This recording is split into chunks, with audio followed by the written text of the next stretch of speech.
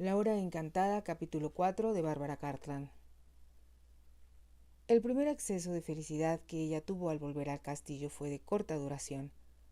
Había mucho que hacer para convertirlo en un lugar habitable y muy poco dinero con que realizarlo. A través de sus primos se había puesto en contacto con su tía abuela, la duquesa de Malechesene, y aunque ésta se mostró dispuesta a actuar como dama de compañía de Rip y a traer casi todos sus muebles al castillo, la anciana, como todos los aristócratas que habían sufrido los estragos de la revolución, tenía muy poco dinero. Sin embargo, como los artesanos del pueblo se mostraron bien dispuestos a contribuir a la reparación del viejo castillo, se las arreglaron de algún modo. Cuando llegaron los muebles de la duquesa, el castillo había empezado a recobrar un poco de su antigua elegancia, pero carecían de la servidumbre adecuada para atender una casa de esas proporciones. Solo contaban con el viejo Jacques y su esposa, que habían sido fieles servidores del conde, con Antoniette y con 2 o 3 chicas del pueblo, demasiado tontas para encontrar empleos más lucrativos. Poco a poco fue surgiendo una existencia ordenada de entre el caos, pero ahora, acostada todavía en su cama, Rip admitió para sí misma que estaba terriblemente temerosa del futuro. De pronto, como si la empujaran sus propios pensamientos, saltó de la cama y descorrió las cortinas, mirando desde su ventana hacia las límpidas aguas del lago. Al recordar lo que había ocurrido la noche anterior, levantó las manos hacia sus mejillas como si quisiera ocultar su rubor. ¡Qué maravilloso! ¡Qué inesperado y milagroso había sido todo aquello! Jamás soñó que fuera posible sentirse tan feliz. Así que esto era el amor que ascendía por el cielo, como decía la duquesa, como un águila, perdiéndose en el azul resplandeciente de una alegría indescriptible. Rip lanzó un profundo suspiro. Jamás había sido tan feliz en toda su vida. Estaba enamorada, y sin embargo, una sombra, una nube amenazadora, pendía sobre su dicha, pero ellos no habían tenido tiempo de hablar la noche anterior. No hubo un solo momento para decirse nada, aunque sus almas se comunicaban. Ella no había querido oír, en esos momentos, sino el corazón de Armand latiendo junto al suyo, y solo deseaba sentir cerca sus labios y la tierna presión de sus manos. ¿Cómo podían hablar? Sino con los murmullos entrecortados del amor, tan suaves y musicales como las brisas nocturnas que recorrían entre ellos los pinos. Yo te adoro, tan preciosa, tan perfecta. Otra vez. Oh, sí, otra vez. No había habido necesidad ni tiempo para conversaciones. Pero ahora, a la luz de la mañana, Rip comprendió que tenían mucho que decirse. Lamentaba ahora saber tan poco de Armand y que él supiera tan poco de ella, aunque conocían todo lo esencial, que se amaban y que se pertenecían uno al otro, como debían haberse pertenecido sin duda en otras vidas. Súbitamente recordó que lo vería de nuevo esa noche, y todo su cuerpo se estremeció de emoción. Muy pronto, se dijo, volvería a estar en sus brazos, y su corazón dio un vuelco al pensar en ello.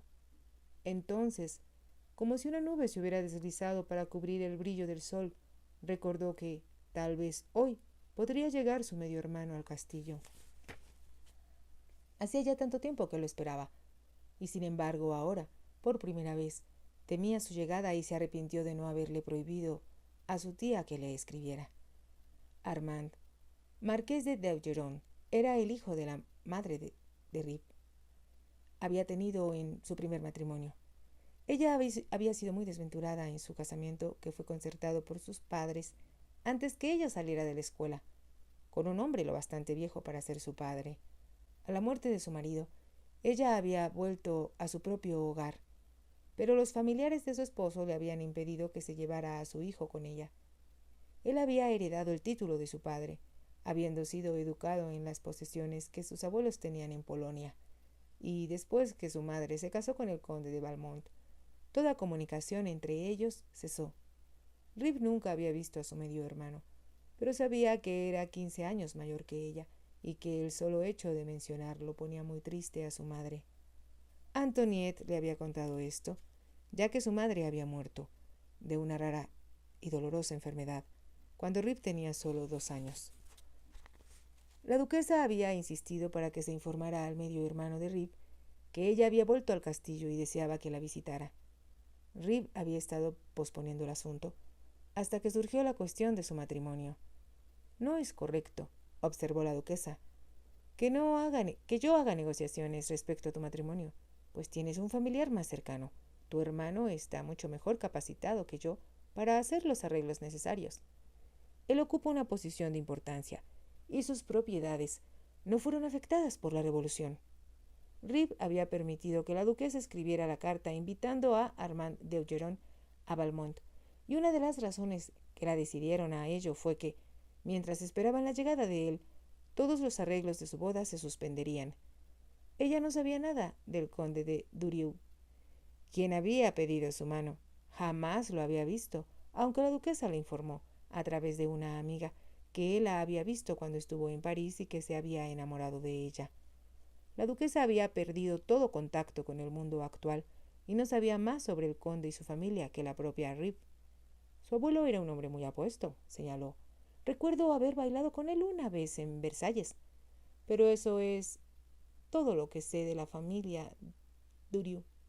Tu medio hermano tendrá que averiguar cuán ricos son en realidad y si sus antecedentes familiares son buenos.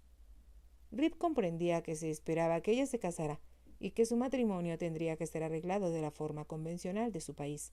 Sin embargo, no le entusiasmaba mucho la idea de casarse ahora y renunciar al hogar al que había regresado hacía tan poco tiempo. Pasaron 2 meses antes que recibieran respuesta a la carta de la duquesa, que había llevado un mensajero especial. A este no le había causado buena impresión el medio hermano de Rip, y solo le preocupaba a un tal señor de Fremont que, aparentemente, había provocado una gran animosidad en él. El marqués había contestado cortésmente, sin embargo, diciendo que comprendía la situación y que se dirigiría hacia Valmont lo más pronto posible, añadiendo que eso ocurriría 2 meses más tarde, pero ya había pasado ese tiempo sin que diera señales de vida. En cambio, había llegado otra carta del conde de Durieu, pidiendo que se aceleraran los preparativos del matrimonio e insinuando que el mismo emperador estaba interesado en aquella unión. Rip se sintió invadida por el pánico. ¿Quién era el conde de Durieu? ¿Qué sabía ella de él? ¿Y por qué se mostraba tan insistente?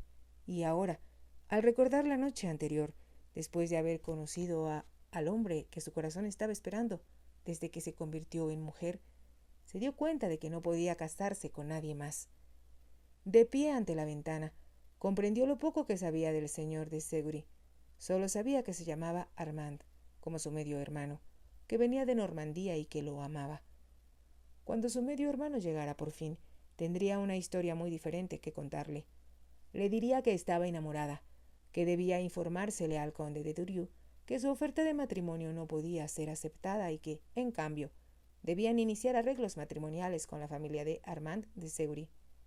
Y debían ser hechos a toda prisa. Rip se ruborizó al comprender su ansiedad.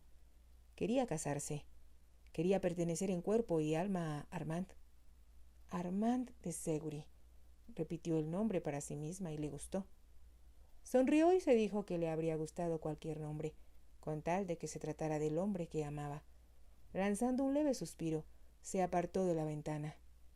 Pensó que debía bajar y llevar el desayuno al dormitorio de su tía, como era su costumbre. Le costaría trabajo, desde luego, disimular su felicidad ante los ojos penetrantes de la anciana. Rip sospechaba que la duquesa había adivinado que se ocultaba algo fuera de lo común tras la repentina visita de Armand. Se había quedado pensativa cuando él se marchó y después exclamó: «Un muchacho apuesto de verdad. Y bajo ese aspecto atractivo pienso que hay carácter e inteligencia. ¿No te simpatizó, niña?» «Me pareció muy agradable, tía», había contestado Rip, luchando por aparentar indiferencia. «Quisiera recordar un poco más de su familia, porque el chico me gusta.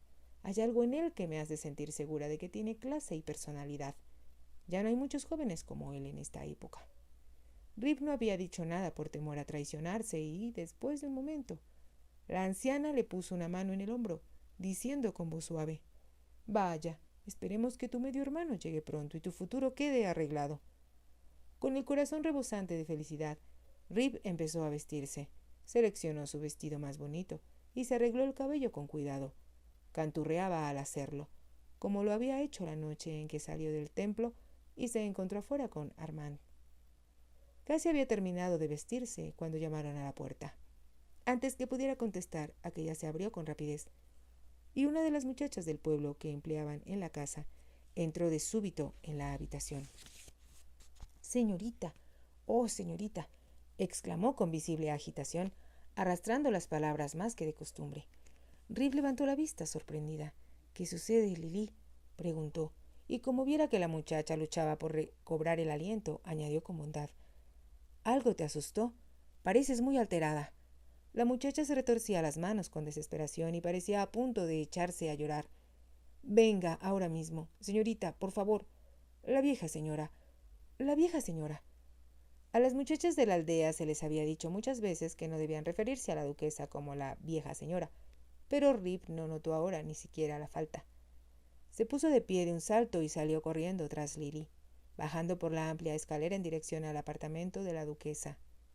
La puerta estaba abierta y las cortinas corridas y, con cierta sensación de alivio, Rip vio a Antoinette junto a la cama de 4 postes, donde yacía la duquesa entre almohadas envuelta en ropajes de satén color ostión. Rip se quedó a la mitad de la habitación, petrificada, y comprendió lo que Lily había tenido miedo de decirle.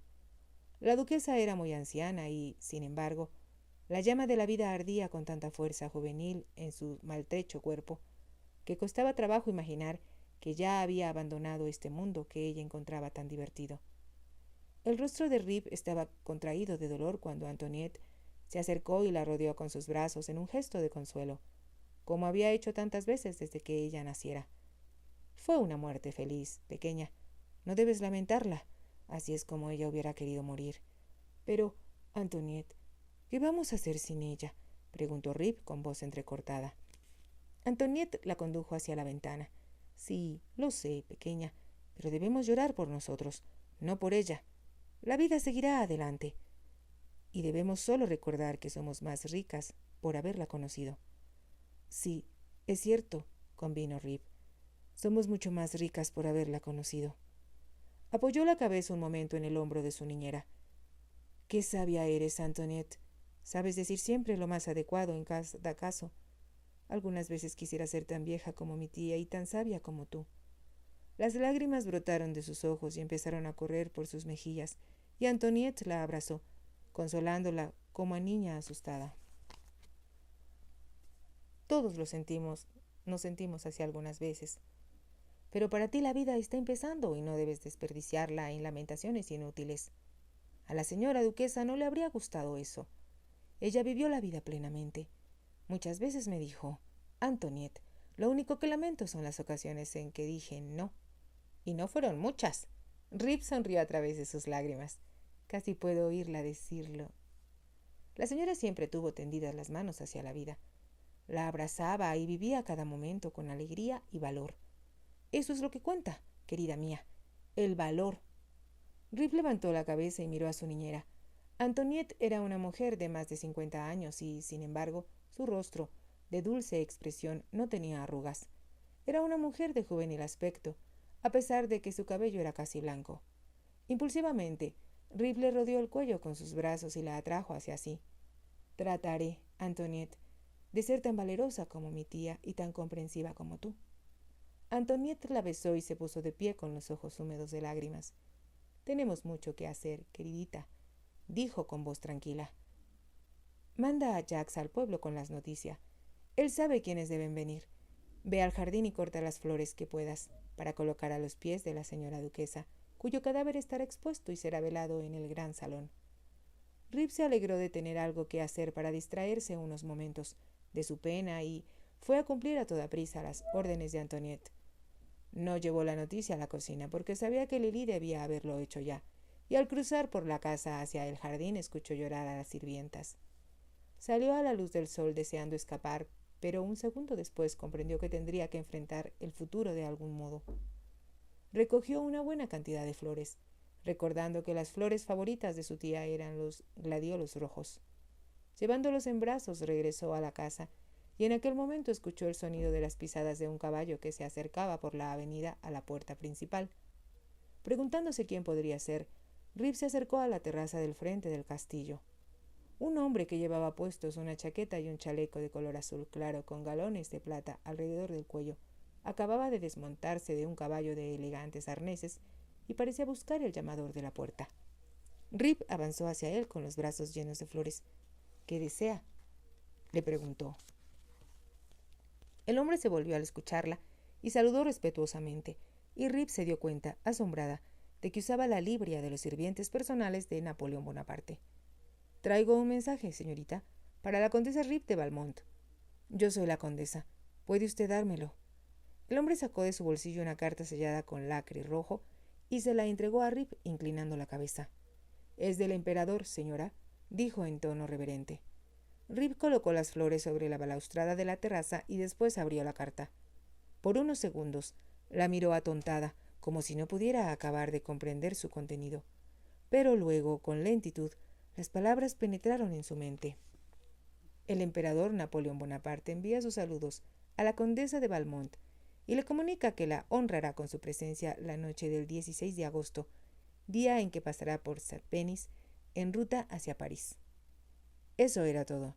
Rip sintió que las palabras danzaban ante sus ojos, pero cuando vio el sello que llevaba la famosa N de Napoleón, comprendió que no estaba soñando. Casi no podía dar crédito a lo que acababa de leer. Solo pudo pensar en la duquesa, que yacía muerta arriba, en las numerosas habitaciones vacías del castillo, en las manos temblorosas del viejo Jacques y la torpeza inocente de Lily. Entonces recordó a Armand. Él la estaría esperando esa noche en el templo junto al lago. Resuelta, se volvió hacia el mensajero. —Lamento mucho —empezó a decir, pero su voz se apagó de pronto. El hombre se había marchado sin que ella lo advirtiera mientras estaba leyendo la carta. No había ya nada que decir. El emperador daba órdenes y quienes las recibían se limitaban a obedecer. Rip salió por los ventanales franceses hacia el jardín. No eran todavía las 8 de la noche y sabía que Armand no llegaría al templo hasta las 9. Pero como sentía que la casa la estaba ahogando, se vio obligada a escapar al aire libre. Todo el día había escuchado los llantos y lamentaciones de la servidumbre, las condolencias de la gente de la aldea y la convencional simpatía del sacerdote, y había logrado soportar todo conteniendo sus propias lágrimas y controlando su dolor. Pero ya no podía soportar más. En el gran salón del castillo, despojado de todos sus muebles, yacía el cadáver de la duquesa. Tenía las delgadas manos blancas, que habían sido besadas con tanto ardor en su juventud, cruzadas sobre el marchito pecho, y su rostro, extrañamente, parecía joven de nuevo. Las cortinas estaban corridas y, a pesar de la amplitud del salón, el perfume de las flores y el olor de los cirios hacían pesado el ambiente. Durante horas enteras, Rip había estado arrodillada en oración al lado de su tía abuela, aunque a veces pensaba que debía orar por sí misma en vez de hacerlo por ella. Debido a la destrucción de que habían sido objeto todas las iglesias durante los años del terror, la pequeña iglesia del pueblo estaba casi en ruinas y, por lo tanto, el funeral de la duquesa tendría que realizarse con gran sencillez, y a Rip le hubiera dolido mucho aquello, de no haber sabido que a su tía abuela no le importaban esas cosas. La duquesa había tenido siempre una actitud complaciente respecto a la muerte, y con frecuencia bromeaba acerca de ella, diciendo en su forma inimitable: «El abrazo de la muerte es el último que recibe una mujer. Le pido al cielo que yo resulte una amante encantadora. Cuando menos, no se me puede acusar de falta de experiencia». No, a la duquesa no le habría preocupado la pobreza del cortejo fúnebre, ni la desolada apariencia del edificio en que tendrían lugar los servicios fúnebres en su honor. Rip cruzaba ahora los verdes prados en dirección del lago y advirtió en su interior una sensación dolorosa de vacío que reconoció porque la había experimentado muchas veces antes, una terrible sensación de soledad. Nunca, ni siquiera durante los años en que había vivido casi sin dinero y disfrazada de pordiosera con Antoinette, su único consuelo, se había sentido tan sola como ahora.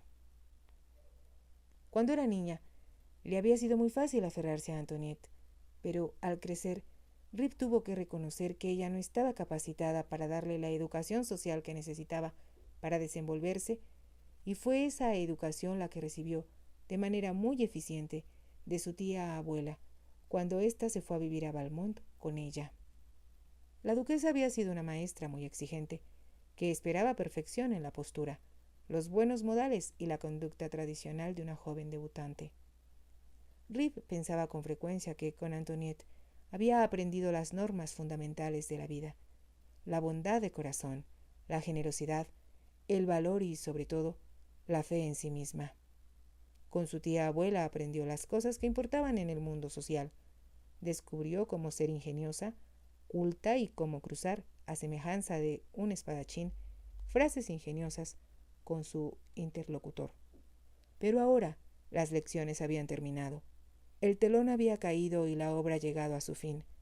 Rip casi no podía creer que la anciana que había significado tanto en su vida se hubiera ido de su lado sin una palabra de despedida, sin un último abrazo.